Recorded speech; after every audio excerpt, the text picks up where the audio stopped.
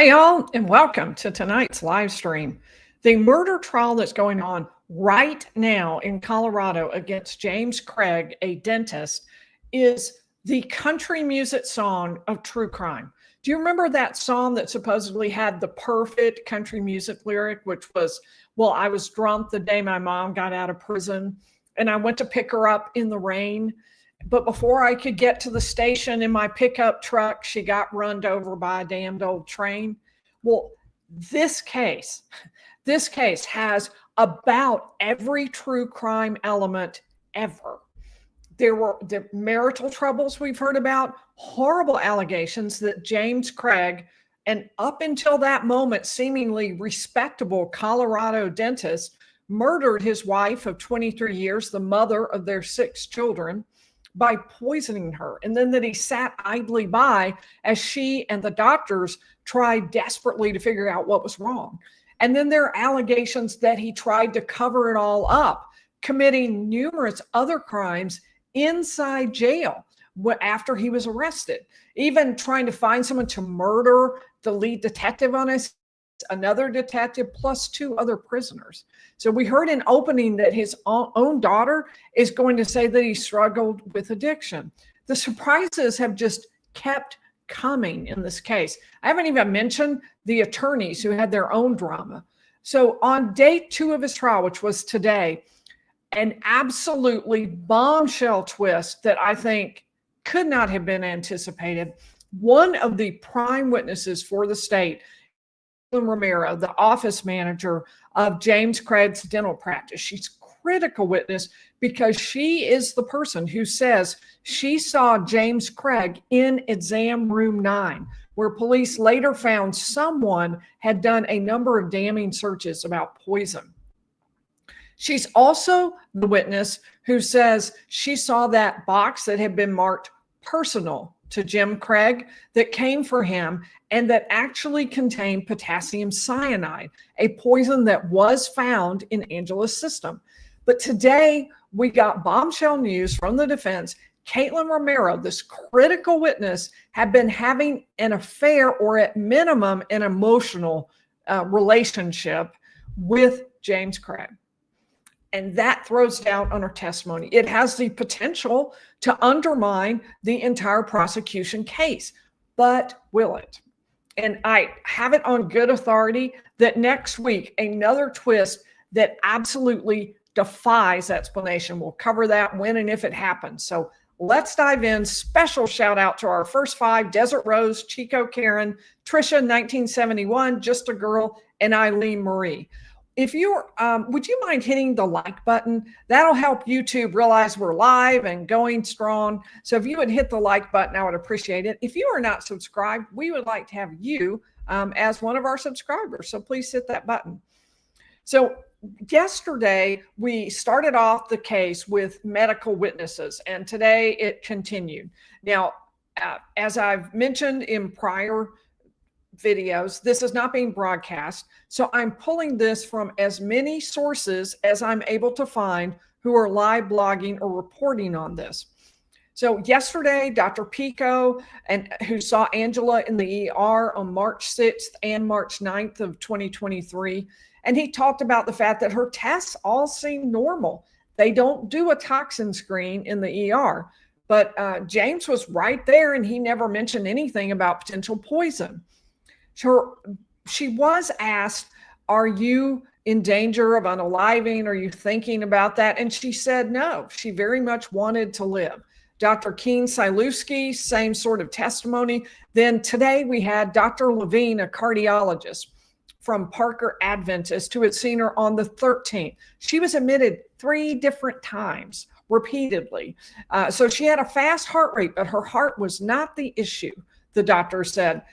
All the tests on her were normal.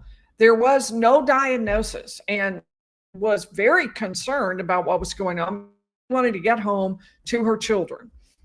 Nurse Andrews, a triage nurse who saw Angela on the 6th of March, said that Angela was having weakness. She was feeling weird after a bike ride, but her unaliving screen completely negative. James did point out she was very pale. He was with her. So by the way, why are they so focused on whether or not she might have been at risk of unaliving? It's because that was one of the things James Craig told law enforcement early on, that Angela had wanted this poison, that she wanted him to get it for her, that she wanted it, desired to have it, that she was unhappy in life and wanted to do this. But there are going to be a host of witnesses from the state saying that's completely false, not true, wasn't true when she got to the hospital, and none of her friends expected it.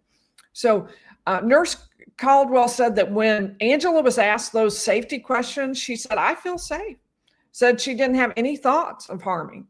Nurse Schaefer, triage nurse on the 9th of March, also at Parker Adventist ER, said she was worse when she came in this time than she had been the time before, dizzy, fainting, vomiting, pale. But again, her unaliving screen was absolutely negative, no risk at all. And so the cross-examination on all of these sort of focused on the idea that this is just quit triage. It isn't like you know her. It isn't like you have personal information about what it is that she might be thinking in her innermost thoughts. So this is just for what it's worth. So Nurse Brimmer, an ER RN, drew her blood on 3/9 and labeled it for Angela. Now, that might seem like a relatively unimportant point, right? Why bring a nurse in just to say that? Well, the reason is because when law enforcement discovered that there might be poison involved, they had the hospital go back and re-examine blood vials that had been kept after Angela had been hospitalized. They had not been screened for toxins, but now they were. So I believe what the prosecution is doing is setting up the chain of custody so that they can show that what happened here was the result of poison, that Angela's death was the result of poison. Nurse Blaine Cohen handled night shift on the 12th of March, and she said Angela's oxygen was normal, 90 to 100 range, everything was fine, and all of a sudden it dropped into the 50s. There was a hospital-wide alert, she said, at 12:15 p.m. There was an alert on her equipment, and a telemonitor technician notified staff. So at that point, Cohen went into her room where he found her unresponsive. The room was dark. That was normal. It was nighttime. This is a night shift. The only person in the room with Angela was James, and she said that he appeared to be asleep in a chair. Angela was visibly in distress, she said, and this was completely new. It was alarming. It was urgent.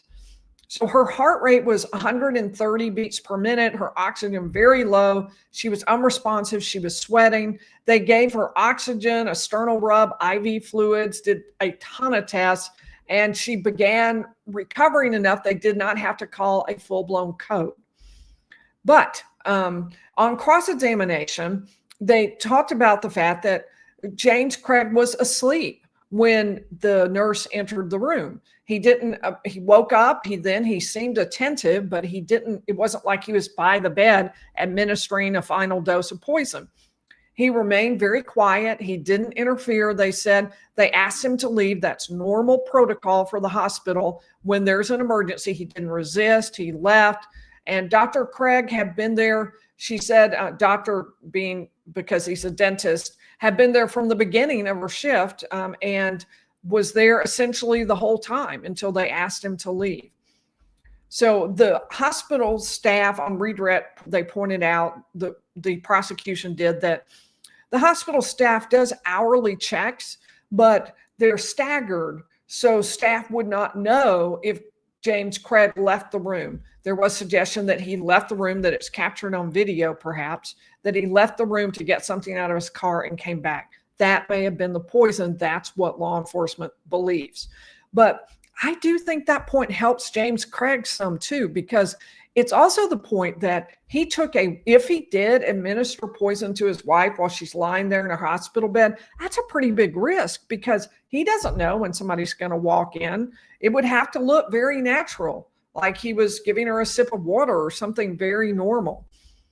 But the star witness of the day and the most controversial by a long shot was Caitlyn Romero.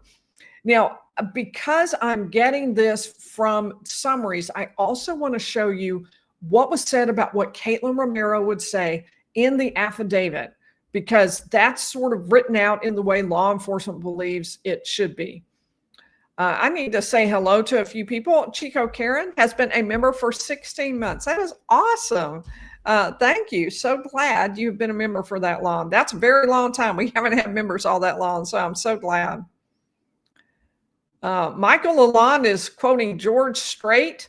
Thank you, Michael. I appreciate the super chat. Megan, I can't not cover this case. I don't know. This case is unbelievable. I have no idea why this is not getting incredible attention. I do think it's increasing. I don't know I've ever seen a case like this. It is unhinged would certainly be a word. Different, unique. It's a country music song. Like I said, that's what it is.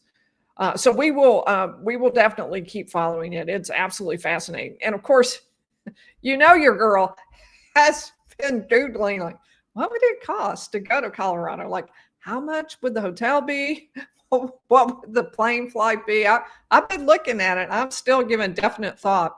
By the way, as a reminder, if you're just coming in, would you hit the like button? That'll help YouTube notice we're here and wake up to let more people know we're here.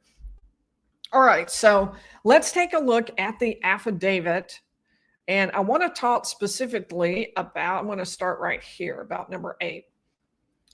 On March 13th, 2023, and we'll assume it's Romero, Caitlyn Romero, said one of the office attendants opened a package that came into the office. This package was addressed directly to James. She knew this to be the personal package James had been asking about. The attendant had already opened the package.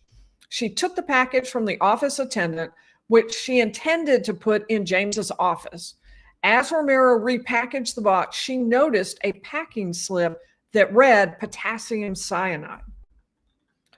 Romero described I'm fitting that in. As you can see, it was redacted, but I think we now know who this was. So I'm going to go ahead and fit it in with the name of the witness who testified today. Romero described the package as a foil square with no other markings on it. Romero said the package had a biohazard or warning, but she couldn't remember what it was. She resealed the box and hand-delivered the package to James. Romero later saw James walking down the hall of the office with a cylindrically shaped canister wrapped in brown paper or construction paper with a metal lid. Romero was unsure what this cylindrical canister was, but stated in the 6 months she had been at the dental office, she had not seen a similar canister.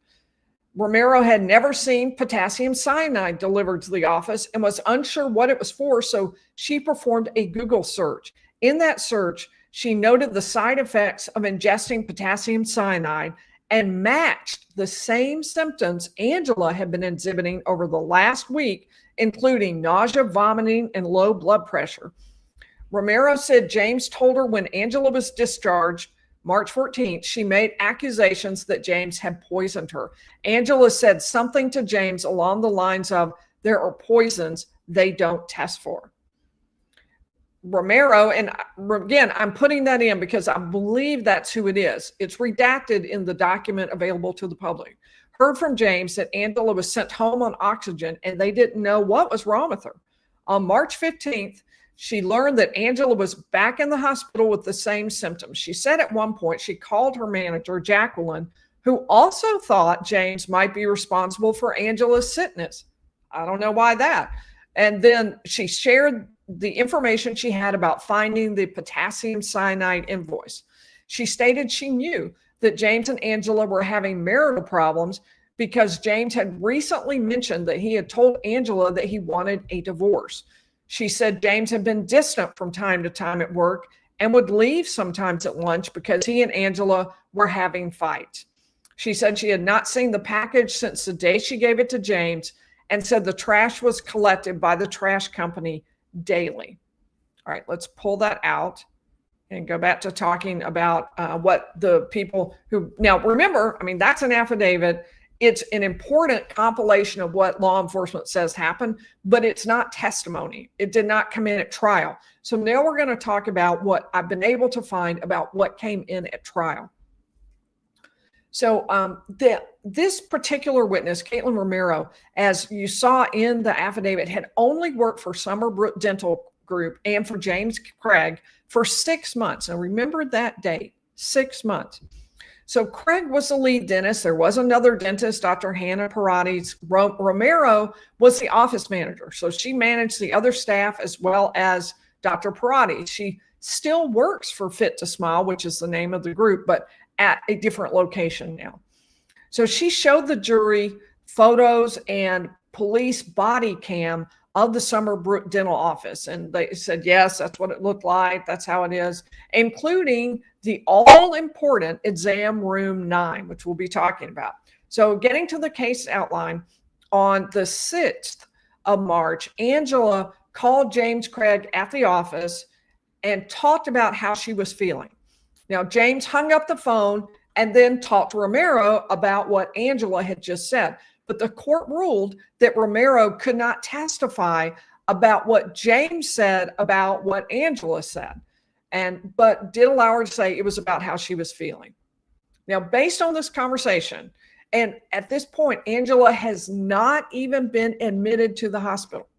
So all that's happened is he's talked to Angela and she said she's sick, otherwise healthy, young 43-year-old woman, and she's not been admitted to the hospital, hasn't even gone there yet. And Craig told Romero that he thought Angela wouldn't make it through the night. That obviously raised some surprise eyebrows, right? He didn't call 911. He didn't rush her into the hospital. He just said, yeah, I don't think she's going to make it through the night, just based on her saying she wasn't feeling well. So now about exam room 9, as she was leaving that evening, Caitlyn went out the back door. She saw James Craig on the computer in exam room 9. And that was odd. She'd never seen him on the computer in that room after hours. She stopped and she asked him about it. And he said, yeah, he wanted to be alone. It was a very stressful day. And he came back to the office just to get away for a minute. He shared an office with another dentist and he wasn't sure if that dentist was in. So he just came in here for some alone time. So she left. Craig was still in exam room 9. And then afterwards, he texted her that there was a personal package coming in the office, told her don't open it, to just put it on his desk.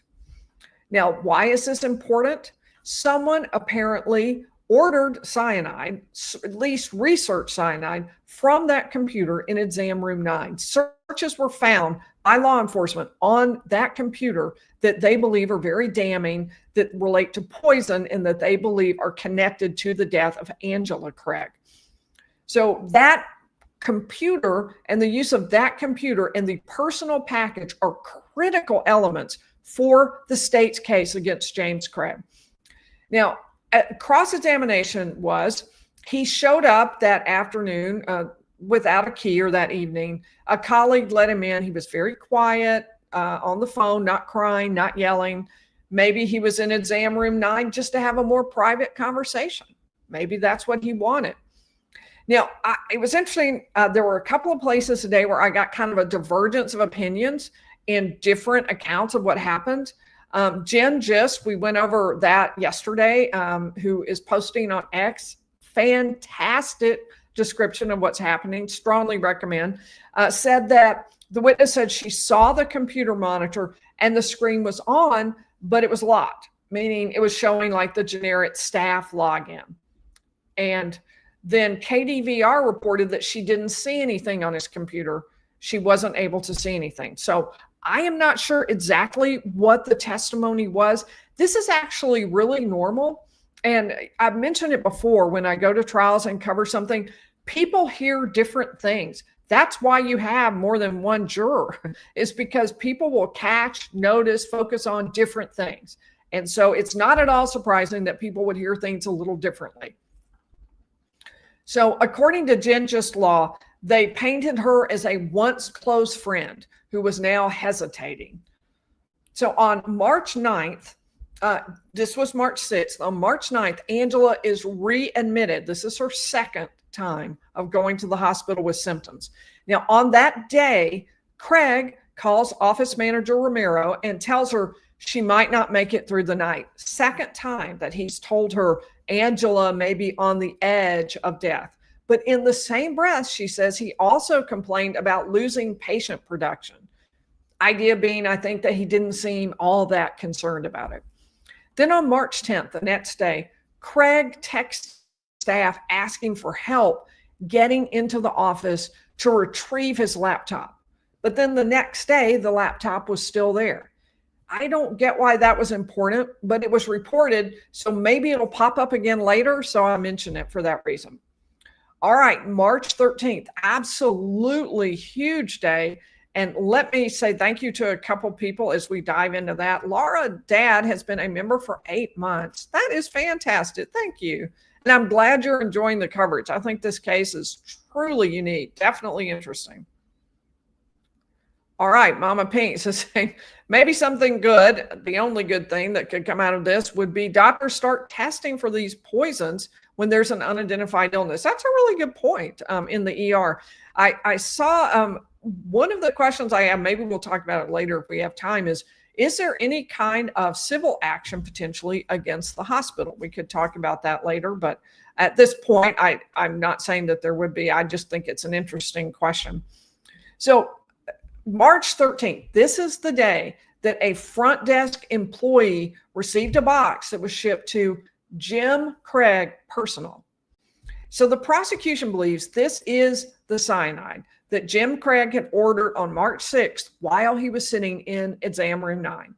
Now, we went through those emails in an earlier broadcast that I did, so you can go back and look at that. It took him a while. It wasn't instant that he was able to purchase this. They made him jump through some hoops. He had to fill out forms. It took a little doing. One of the things he told them, I'm sure this will come in at trial at some point, but you could see it in the email. It told them he was doing a dental experiment, that he was trying to come up with a new treatment. And that was why he needed that potassium cyanide. It would be part of his work, and he planned to write a paper, do a presentation on it. So now the defense goal with this witness was to poke holes in Romero's knowledge about what the box contained. So the outer box had biohazard stickers, but she didn't open the box herself. The other employee did. She was handed the package with an invoice addressed to Jim Craig and a sealed silver foil package. She said she can't confirm that the box was the one the cyanide came in, although I think most people would make that leap on the jury. Now, James Craig had asked her not to open this personal package, but it occurred to her it might be the fentanyl they had ordered for the office. They were expecting a package of fentanyl to be used for medical purposes. They were expecting that to come in. So she thought, well, I'm just going to take a look and make sure it's not that's coming in. And they marked it personal because of what's being shipped. So she said she didn't open up the foil, but she did open the invoice. She saw it was potassium chloride, and she put all of this, everything on his desk, boxed back up, and she Googled it to try to figure out what was potassium chloride. Not potassium chloride, cyanide, potassium cyanide, sorry. So she said, okay, I didn't see what was in the foil. So there was good cross from the defense on this about the fact that she hadn't opened up the box. She didn't have it directly connected. It probably won't end up sticking because of that paper trail with the company that sold the potassium cyanide and the fact that he ordered this. So that lack of any credible explanation about why he would need this, I think is going to be harmful to him. He did tell that company he was doing a dental experiment, but I think everyone in the office is going to say they never heard of any experiment like that. So later that day, Romero sees James Craig holding a round sealed cylinder about 8 inches long. It's wrapped in brown construction paper, and she'd never seen anything like that before in the office. He's walking toward exam room 1. Now, the cross points out, well, she didn't know what it was. She didn't see where Craig went with it. So maybe she doesn't know. I think one of the points, though, is this is an actual visual of Craig potentially touching the poison. And I think that's why it's so important to the prosecution. Now, on March 15th, Angela is by now headed back to the hospital. And that's what Craig told Romero, the office manager. And later that day, he called her again and said, again, I don't think she's going to make it through the night. Potassium cyanide had arrived 2 days earlier, and Angela's symptoms aligned with what she had read about cyanide poisoning. So Romero called their director of operations. And why did she not report it earlier? Well, she says that when he took a sealed cylinder into an exam room, she thought, well, maybe he really did need that. Maybe it was medical. But when Angela went back to the hospital on the 15th with the exact same symptoms, and Craig says again, I don't think she'll make it.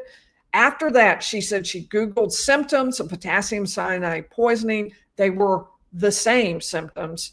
And so that's when she called the operational director. Then the ops director's wife spoke to her, Michelle Redfern, who also testified today. We're going to cover that tomorrow. So on March 16th, police questioned Romero, and according to what she admitted on cross-examination, she left out some key details, like the fact that she communicated with James Craig by a private number, like the fact that she had a personal relationship with James Craig, and like the fact that James Craig had shared with her that he was having marital problems. And a number of facts are missing. Like, for example, camera footage from the Summerbrook dental office was only kept for 24 hours. So they could have had footage of the week the cyanide was delivered, but they didn't. And she turned over texts she had with Craig, but the defense first of all, they tried mightily just to keep them out altogether. And it argued that what she was turning over was just a fraction of what she had actually texted to him. It was incomplete, it was out of order, and it stopped at March 13th, when in fact, they continued to text regularly after that. So Romero said, well, that's when I gave the screenshots from March 6th to the 13th to law enforcement. But she says, well, yeah, I'm not sure if I included the 14th and 15th, but I do admit it's likely that we texted that day. So the exhibits were admitted. At this point, the cross-examination moved into the relationship between Romero and Craig. She said they had an emotional closeness. They used different phone numbers to send each other personal text messages. James used the Jim and Waffles email to send her personal emails. So that's also what he used when he went on what the prosecution insists is a sugar baby website called seeking.com. He used that personal email for that. So what the jury is seeing is a thin slice of what the defense says is the communications between them. That she seemed to, according to what I heard, she is admitting that they had emotionally this connection, but the defense was trying to imply it was more than that, that there was a deeper relationship between them. So think about what this means, because this is a critical witness for the state, critical witness who has a lock on some of the important information. She saw him with the poison. She knows she put the poison on his desk. She how it was marked, the box. She gave it to him. She saw what was inside it. She saw him carrying it. All of these things would link him to the poison, but she was potentially, depending on what the jury believes, having an affair with him. That creates quite a unique position here. The defense is arguing with this kind of bombshell evidence that she was involved with him. Maybe she has ulterior motives. And look at all these text messages that are missing. If they're all missing, we can't rely on what she has given us if she hasn't given us the whole story. That has the potential to blow up the prosecution case. Will it? I personally don't think it will, because there is going to be other information. We know from the affidavit that was filed when the arrest was made, that there's going to be a string of emails with the company that sold him the potassium cyanide and so forth. So I think there will still be more evidence, but this is extremely important. This is not a small detail. This is a very huge red letter important point that the defense is making. So here is another difference I saw in reporting. Jen just said Dr. Craig gave her his old laptop on March 5th and said it might contain personal information.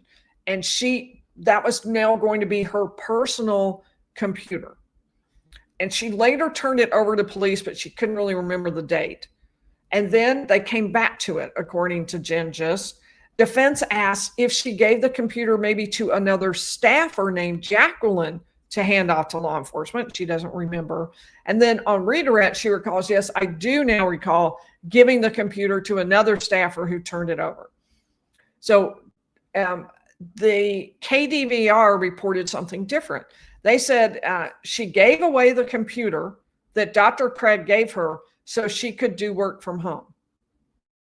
So giving away the computer sounds pretty different from turning it over either directly or through somebody else to law enforcement. Those seem different to me. I am guessing because there was so much detail on Ginger's laws that is sort of the way it played out. That's my guess. But I am just, all I can do is report to you from what I'm able to gather from other people. This is the result of it not being made public and not being made available to the public. So on redirect, she pointed out that while the silver foil item wasn't in the box, she was told it had been in that box. So, and it must have fit in because she was able to put it back in and put it on his desk. She said, and she remembered that although she had earlier said she forgot to tell the police that, or didn't tell the police that James Craig said he was having marital problems, she looked at the statement that they took from her, and actually she had told them that. So the cross sort of focused on the idea that James Craig was a really good dad, that the reason he was out of the office a lot in these days, he was trying to take care of his kids. The littles, they called them, were under age 9, and he was trying to take care of them while his wife was in the hospital. And he was a super hard worker also because he came back to work only when his brother and sister-in-law came so they could take care of the kids. But everybody kept calling him with questions, billing questions, business questions, and he just answered them very calmly, very consistently, doing his absolute best to stay as a good, strong worker.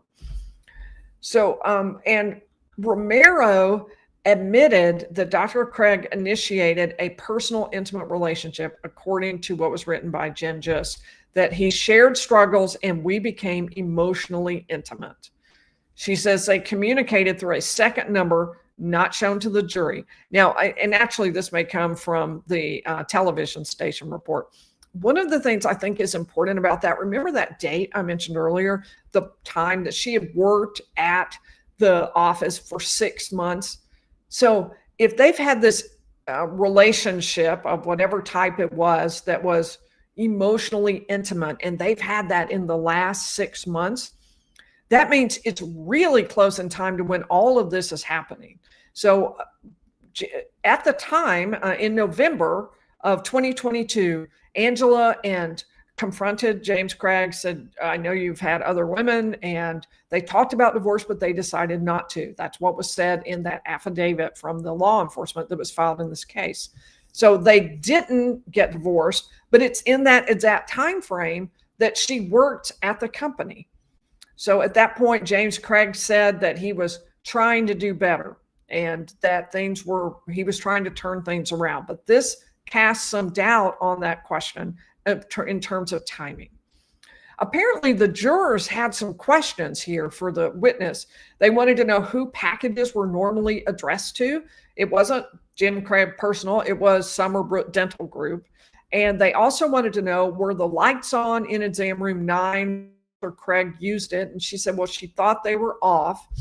And they wanted to know, do you still have those original text chain messages? And she said no. and they wanted to know about the exam room 9 computer. Was it a desktop? Was it a monitor? And he said it was a desktop. So at this point, Dr. Michelle Redfern took the stand. She is the wife of the partner who had invested and come alongside James Craig in his dental practice, which were told in opening was having difficulty financially. We haven't really had that in evidence yet, but it's still to come. All right. So, thank you, Ms. Shorty. I appreciate your comment about opening statements and the defense attorney. Hard job being a defense attorney in a case. But I do appreciate the fact that the woman who is representing him is dealing with massive personal troubles, which we covered 3 videos back or so. If you have not been following this case, you have to go back and listen to this entire chain on this case. The playlist on this, absolutely unbelievable. You must follow this case. You just have to. Trust me on that. You must. So, this woman is going through great personal difficulties, and she's still showing up every day, and she's still defending him more or less on her own because someone has come alongside to help her, but her husband / the other attorney in the case had to withdraw in the week before trial. So leaving her with a lot on her plate, that's for sure. All right. So, but thank you very much, Ms. Shorty. I appreciate your comment very much. And yes, opening statements were wild. It's the entire case. I would just have to go with that, Ms. Shorty. All right. Well, let's see if there are some questions. If you have some questions, if you could put question marks at the beginning, I would appreciate that. It'll help me find it. And then, and we can talk a little bit about this.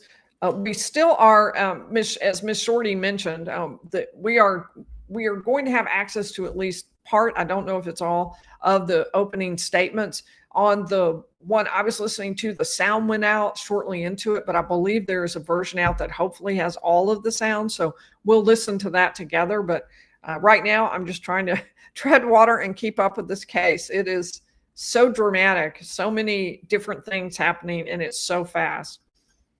And like I say, every day I think to myself, should I go? Should I go? Because it's incredible. It's just, so far, we haven't had a lot of people watching this particular case. I don't know why not. Anyway, I am just amazed. All right. So I'm looking for question marks at the beginning. If I don't see any, we'll maybe skip till tomorrow, save up for tomorrow night. I'm not seeing anybody with questions right now. So all right, let's go ahead and we'll call it for tonight. I will see you all tomorrow night at 7 p.m. Eastern. Could be a little bit later. Sometimes it takes me a while when there's a case that's on another time zone. It can be hard to get it right at 7. So that's what I'm trying to do. Thank you, Romina. I appreciate that very much. And I will see you all tomorrow night at 7 p.m.-ish Eastern. Thanks to our mods.